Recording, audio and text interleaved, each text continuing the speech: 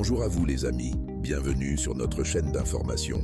Au sommaire du jour, nous vous présentons les rapports militaires couvrant les journées du 29, 30 et 31 mai 2025 du SVO.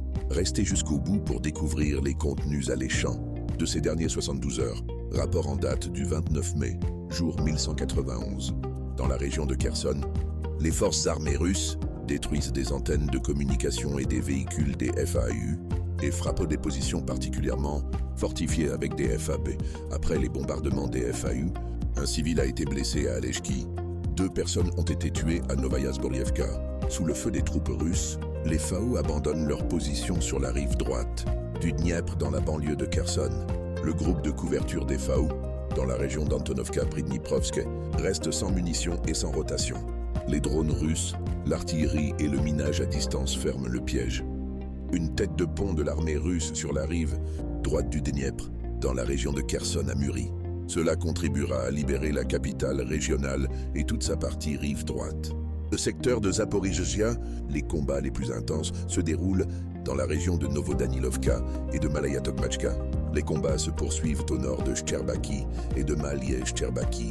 En direction du Gledar, les forces armées russes étendent la zone de contrôle autour de Zelenoïpol. À Novopol, les combats acharnés se poursuivent avec quelques succès. Dans la région de Komar, des affrontements ont lieu à la limite sud-est du village. Nos combattants avancent progressivement depuis la direction d'Otradnoï. Le front Pokrovski est relativement stable. Des combats ont lieu le long de la frontière de la région de Dniepropetrovsk. Des batailles de position à Novosergievka. À l'est, les forces armées russes intensifient leurs attaques sur les zones arrières, au nord de la route Mirnograd-Konstantinovka. Sur la route Dobropoli-Kramatorsk, nos drones frappent de plus en plus de cargaisons militaires. De plus, les drones ont même commencé à voler jusqu'à Slaviansk. Sur le flanc ouest de la direction de Toretsk, le ministère russe de la Défense a signalé 2 villages libérés, Shevchenko-Pervi et Ignatovka. La publication du premier d'entre eux est importante du point de vue des actions futures dans ce domaine.